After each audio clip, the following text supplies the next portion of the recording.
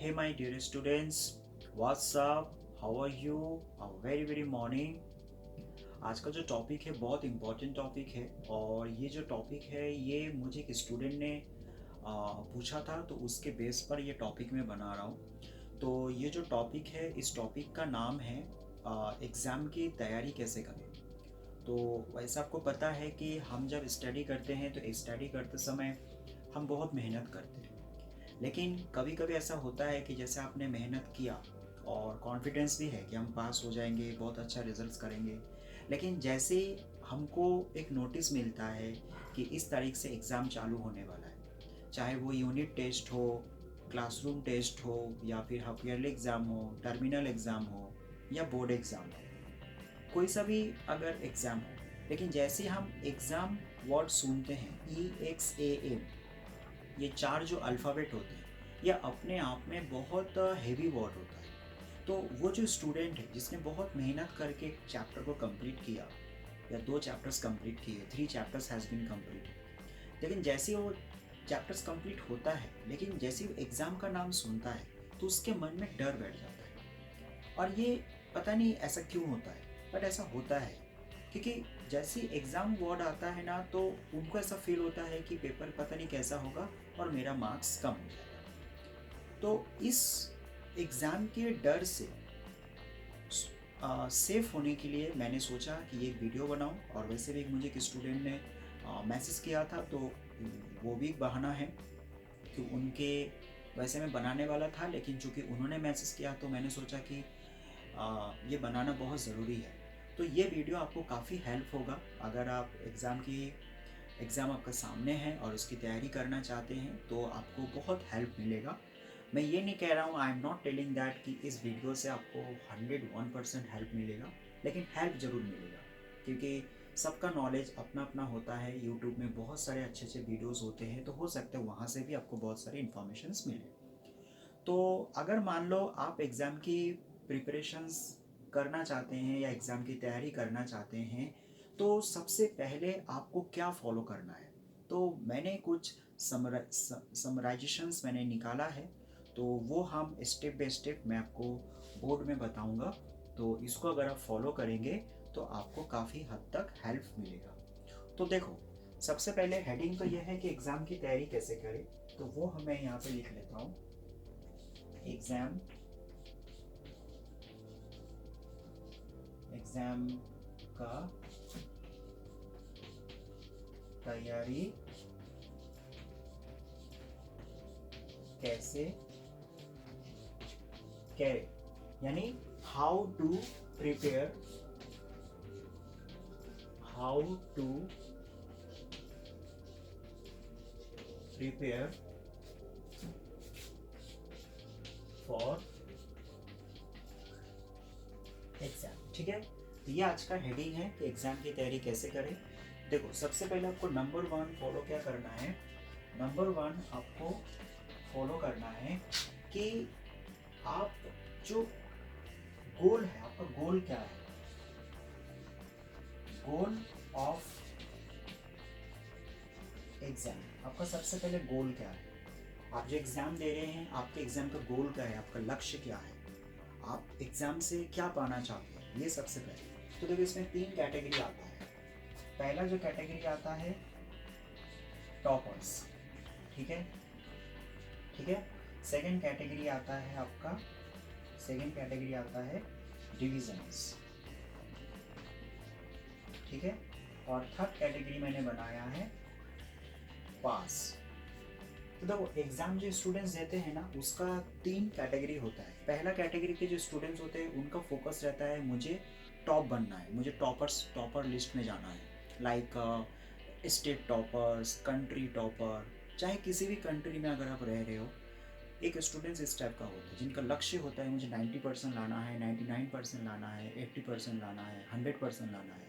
तो सबसे आप क्या इस कैटेगरी में आते हैं, सबसे पहले आपको ये देखना है जब आपका एग्ज़ाम सामने आ रहा है, 10 दिन बाद, 20 दिन बाद, 3 महीने बाद, जो भी आपका एग्ज़ाम का जो डेट है, उस एग्ज़ाम से आपको क्या पाना है, what do you want from that examinations. तो क्या आप टॉपर लिस्ट में जाते हैं, सबसे पहले आप ये देखें। मान लीजिए सपोज इसमें नहीं है आप, तो एक दूसरे कैटेगरी के स्टूडेंट्स क्या होते हैं जिसका लक्ष्य टॉपर लिस्ट में नहीं जाना है, जिसका लक्ष्य है मुझे सिर्फ फर्स्ट डिवीज़न पाना है, मुझे सिर्फ फर्स्ट डिवीज़न चाहिए लाइक 60%, या किसी का टारगेट रहता है मुझे सेकंड डिवीज़न तक चल जाएगा, मेरा काम हो जाएगा सेकंड डिवीज़न या फिर फर्स्ट डिवीज़न। तो किसी का टारगेट रहता है सिर्फ डिवीजन्स मुझे चाहिए, एक बार डिवीजन्स मिल जाए बाकी का तो मैं काम अलग करूँगा, ये मेरा लक्ष्य है। तो मान लीजिए अगर टॉपर लिस्ट में नहीं आप डिवीज़न लिस्ट में हैं तो ठीक है, उसका तैयारी अलग होता है। कुछ स्टूडेंट्स ऐसे होते हैं जिसको ना तो कोई टॉपर लिस्ट में जाना है ना कोई डिवीजन्स में जाना है, जिनका सिर्फ एक ही फोकस होता है कि मैं जैसे तैसे पास हो जाऊँ, मुझे बस एक सर्टिफिकेट चाहिए, क्योंकि मुझे करना तो बिजनेस है या मुझे घर का काम करना है, खेती बाड़ी करना है। तो एक स्टूडेंट्स ऐसा भी होता है। तो सबसे पहले आप ये देख ले कि आप जो एग्ज़ाम दे रहे हैं, आपका एग्ज़ाम का लक्ष्य क्या है। टॉपर लिस्ट में जाना, किस कैटेगरी में आप आते हैं, डिवीजन्स लिस्ट में जाना, first division, second division, third division, या फिर जस्ट आप एग्ज़ाम देना चाहते हैं पास होना। जो पास होना चाहते हैं इसकी तैयारी अलग होती है, जो डिवीजन्स देना चाहते हैं इसकी तैयारी अलग होता है, अलग प्रकार का होता है, और जो टॉपर लिस्ट में जाते हैं उसकी तैयारी अलग होता है। पहला तो ये आप देख लो। दूसरा जो, एक मिनट बॉक्स बना लिया, ठीक है। अब आपका आता है दूसरे कैटेगरी में मैं ये डालना चाहता हूँ कि टाइप ऑफ स्टूडेंट, आप किस टाइप के स्टूडेंट है ना, टाइप ऑफ स्टूडेंट। तो एक स्टूडेंट होते हैं जो मतलब आप एक जैसे नॉर्मल एक स्टूडेंट होते हैं ना, टाइप ऑफ एग्जामिनर, मैं यहाँ पे स्टूडेंट पे जाएगा, मैं यहाँ पे लिख देता हूँ एग्जामिनर। टाइप ऑफ एग्जामिनर जो एग्ज़ाम देते हैं, है ना, टाइप ऑफ एग्जामिनर। तो क्या आप स्टूडेंट हैं, है ना, क्या आप जॉब होल्डर हैं, क्या आप हाउसवाइफ हैं, ऐसा कुछ कैटेगरीज रहता है। तो इसको मैं एक बॉक्स बना देता हूँ। अब इसको आप ध्यान से देखो, जो स्टूडेंट्स होते हैं, जो एग्ज़ाम देने वाले होते हैं, तो उसका भी कैटेगरी होता है। एक कैटेगरी होता है कि वो स्टूडेंट होते हैं, लाइक कॉलेज स्टूडेंट, जैसे हम लोग नॉर्मली स्टूडेंट्स होते हैं ना, स्कूल स्टूडेंट। तो क्या आप स्कूल स्टूडेंट हैं, तो अगर आप स्कूल स्टूडेंट हैं तो उसकी जो एग्ज़ाम प्रिपरेशंस होते हैं, उसकी जो तैयारी होती है अलग तरीके से हमको करना पड़ता है ना। अगर आप जॉब होल्डर हैं तो फिर आपको जो एग्ज़ाम की प्रिपरेशंस होगा वो अलग तरीके से करना पड़ेगा, क्योंकि आप दिन भर जॉब करते हैं, लाइफ बहुत हशल एंड बशल होता है, उसके बाद तैयारी करना। तो डेफिनेटली जो जॉब होल्डर होते हैं उनको आईएमपी के सहारा लेना पड़ता है, क्योंकि आप पूरा अंडरस्टूड करके एग्ज़ाम देंगे, मुझे लगता है वो थोड़ा सा डिफ़िकल्ट पड़ता है, राइट। अगर आप हाउस वाइफ है तो आपके साथ भी सेम प्रॉब्लम आएगा। दिन भर का अगर आप काम करते हो उसके बाद समझ कर पढ़ाई करना, लाइक फिजिक्स, केमिस्ट्री, एसएसटी थोड़ा सा डिफिकल्ट पड़ता है, तो आपको वहाँ पे आईएमपी की थोड़ा सा सहारा लेना पड़ेगा। लेकिन अगर आप स्टूडेंट हो तो आपके पास फुल टाइम होता है कि आप अच्छे तरीके से उस चीज़ को समझे, उसको अंडरस्टूड करें, और अगर आप नहीं समझ पा रहे तो थोड़ी बहुत आईएमपी ले ले, और नहीं तो लास्ट में तो एक ऑप्शन है ही रटना, ठीक है। तो स्टूडेंट के लिए, अगर आप स्टूडेंट हैं तो आपके पास बहुत अच्छा अपॉर्चुनिटी है, you can get it very well for preparation of exam. लेकिन अगर आप जॉब होल्डर है या हाउस वाइफ है तो आपको थोड़ा सा अपना जो टाइम शेड्यूल है वो थोड़ा सा मैनेज करना पड़ेगा। तो अगर मान लो आप इसमें से सिंपल पास होना चाहते हैं और इसमें से आप जॉब होल्डर है, इस तरीके से आप कैटेगरी निकाल ले कि इनमें से आप किस कैटेगरी में जाते हैं, इनमें से आप किस कैटेगरी में जाते हैं, राइट।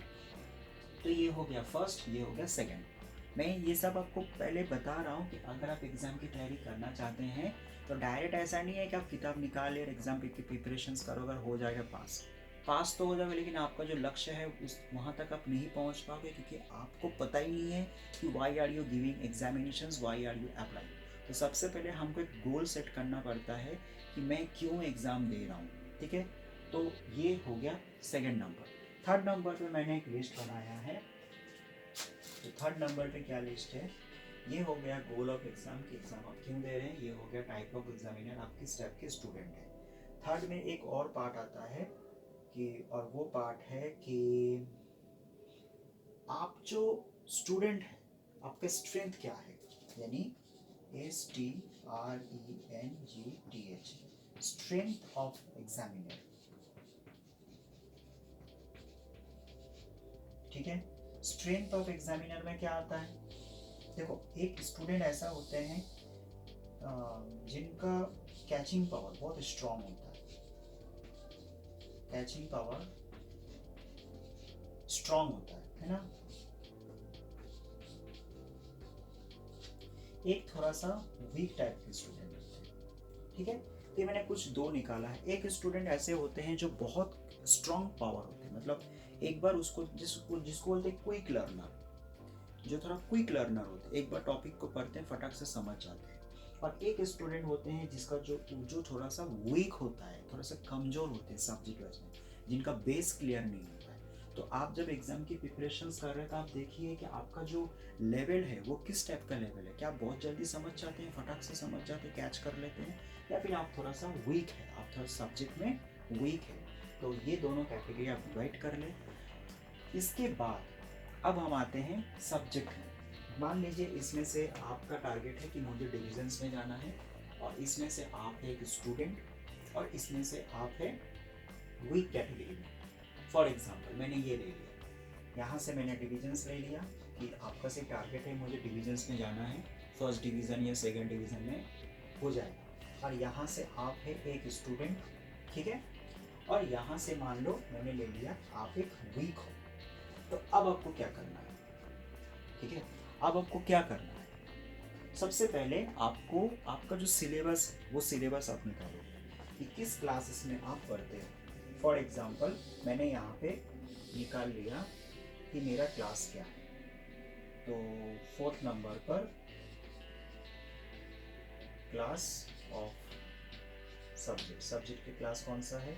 ए में आप 10th क्लासेस के हो, या बी में आप 12th क्लासेस के हो, या सी में आप 6 क्लासेस के हो। आप किस क्लासेस के स्टूडेंट हो? तो फॉर एग्जांपल मैंने यहाँ से ले लिया 10th क्लासेस। ठीक है, दूसरा आपको यहाँ पे पैटर्न देखना है कि आप जो स्टूडेंट है आपका मीडियम क्या है 5th नंबर पर। तो मान लो मैंने यहाँ पे ले लिया मीडियम। तो मीडियम आपका कौन सा है? आपका इंग्लिश मीडियम है ना, यानी बोर्ड मीडियम, या फिर आप यहाँ पे ले लो बोर्ड। आपका बोर्ड कौन सा है? इंग्लिश मीडियम है, या फिर आपका जो हिंदी मीडियम है, या फिर आपका अदर्स में आते हो लाइक मराठी, गुजराती।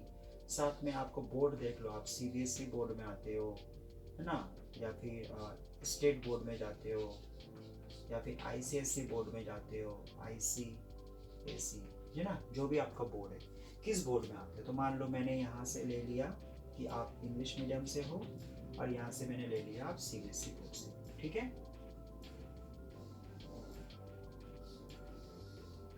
ठीक है, इस टाइप से आपने एक कैटेगरी निकाल ली। अब आपको प्रिपरेशंस कैसे करना है? तो देखो, जब भी आप एग्जाम्स की प्रिपरेशन कर रहे हो तो सबसे पहले step 1, step 2, step 3 and step 4 and step 5 आप निकाल कर अब हम सब्जेक्ट की डिस्कशन करेंगे। मान लो आप 10th क्लासेस के हो, तो 10th क्लास में नॉर्मली 6 सब्जेक्ट होता है। कौन कौन से सब्जेक्ट होता है? एक होता है इंग्लिश, एक होता है हिंदी, है ना, एक होता है संस्कृत, हिंदी के जगह आप अदर ले सकते हो, है ना, अगर आप दूसरे स्टेट में हो, है ना, मराठी, गुजराती जो भी है ना। संस्कृत, एक होता है आपका एसएसटी, एक होता है आपका मैथ्स, है ना, और एक होता है साइंस। ये सब्जेक्ट होता है।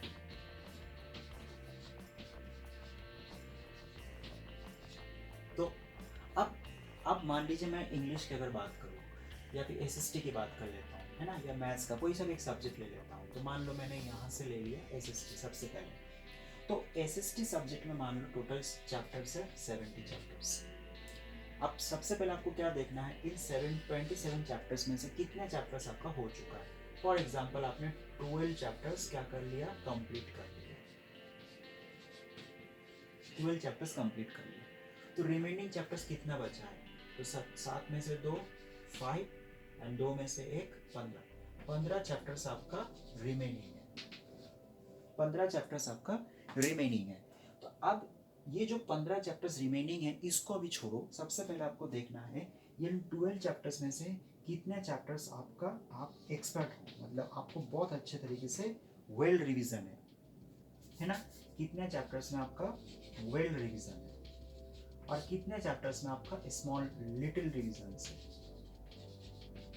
Little revision. सबसे पहले आपको ये देखना है।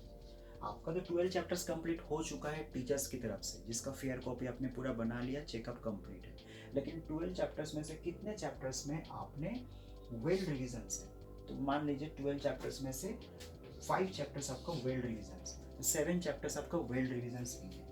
तो वो जो 7 चैप्टर्स है, उन 7 चैप्टर्स में आपको सबसे पहले देखना है कि उसके क्वेश्चन आंसर्स आपका जो रिवीजन्स नहीं है, तो सबसे पहले उसकी तैयारी करें। और अगर तैयारी नहीं है तो टीचर्स के पास जाए, जो भी आपका सब्जेक्ट वाइज टीचर्स है, कोचिंग क्लासेस जो भी है, स्कूल में कॉलेज, वहाँ पे जाए और सबसे पहले वो जो चैप्टर्स है उनकी तैयारी करें। तो ये जो 12 चैप्टर है, सबसे पहले इसकी टारगेट बनाए। जो आपका नहीं है उस पर पहले ध्यान नहीं देना है, मेरे पॉइंट ऑफ व्यू से, ठीक है। 12 चैप्टर्स आपका हो चुका है, you have completed 12 chapters and 5 chapters you have done well and 7 chapters a little bit revised. तो सबसे पहले 5 को अच्छे तरीके से रिवीजन दे दें और फिर जो 7 चैप्टर्स बचते उसकी रिवीजन से आप स्टार्ट करें। तो आप वो फ्रेंड्स से आप करें या फिर टीचर से करें, कोचिंग क्लासेस से करें, वो आप करें। जब आपका ये हो जाता है फिर आपको 15 चैप्टर्स की तरफ ध्यान देना है। 15 चैप्टर्स में भी आपको सबसे पहले ध्यान देना है कि आपके पास डेज कितना बचा है। आप जो एग्ज़ाम की प्रिपरेशंस करने जा रहे हो, तो वो जो मान लीजिए आज आप इंग्लिश SST की, हमने ये SST के ऊपर डिस्कस कर रहे हैं ना, ये SST के ऊपर डिस्कस कर रहे हैं। तो अगर आप SST की एग्जामिनेशंस की तैयारी कर रहे हो और आपका 15 चैप्टर्स बाकी है, तो सबसे पहले आपको ये देखना है कि एग्ज़ाम कितने दिनों बाद है। मान लो 10 दिन बाद एग्ज़ाम है, तो मेरे हिसाब से 10 दिन पहले अगर आप 15 चैप्टर्स करने जाएंगे तो वो बेवकूफ़ी है, मूर्खता है, ठीक है। तो आप ऐसा रिस्क ना लें। आप सबसे पहले 15 जिसमें डेज काउंटिंग करें और डेज काउंटिंग करने के बाद इसमें से आप देखें इजी चैप्टर्स कौन सा है और इम्पोर्टेंट चैप्टर्स कौन सा है। सबसे पहले उसकी एक लिस्ट निकालें और उसकी तैयारी करें, ठीक है। तो क्या मैंने कहा कि जितने भी चैप्टर्स हैं उसमें से कितने चैप्टर्स हो चुका है, सबसे पहले उसकी तैयारी करें। और जो चैप्टर्स बचा हुआ है उसको करने से पहले सबसे पहले आप डेज काउंटिंग करें कि आपके पास कितने दिन बचा हुआ है। आपके पास 10 दिन 12 दिन जो भी बचा हुआ है, उस डेज में से आप क्या करें, 15 में से जो इजी चैप्टर है और जो इम्पोर्टेंट चैप्टर है उसकी लिस्ट निकाल ले, by the help of friends और by the help of teachers. Teachers obviously आपको हेल्प करेंगे, फिर उसकी तैयारी करें, ठीक है। अगर टाइम शॉर्ट है तो मैं आपको यही कहूँगा कि आप IMP के सहारे लें, नोट्स के सहारे लें, उससे स्टडी करें। और अगर आपके पास टाइम बहुत ज़्यादा है तो फिर मैं आपको डेफिनेटली सजेस्ट करूँगा कि आप समझ कर ही याद करें। तो इस तरीके से आपको ऑल चैप्टर्स में फोकस करना है। लेकिन हाँ, ये ज़रूर बोलूँगा कि जब आप सभी सब्जेक्ट का लिस्ट निकालोगे तो पहले उनको करना है जो ईजी चैप्टर है। आपके लिए सबसे ईजी कौन सा है? जैसे मैं अगर अपनी बात करूँ तो मेरे लिए सबसे ईजी बचपन से इंग्लिश लगता था, मैं इंग्लिश पहले कर लेता था। हिंदी की जगह बंगाली था तो मैं पहले ये कर लेता था। संस्कृत की जगह कंप्यूटर था तो मैं कंप्यूटर पहले कर लेता था। मेरे लिए सबसे टफ होता था मैथ्स में थोड़ा सा डिफिकल्ट लगता था। साइंस और SST, तो मैं सबसे जैसे इंग्लिश के बाद फिर मैं बंगाली करता था, फिर मैं कंप्यूटर करता था, फिर मैं SST करता था, SST के बाद मैं साइंस में आता था और फिर मैं मैथ्स में आता था।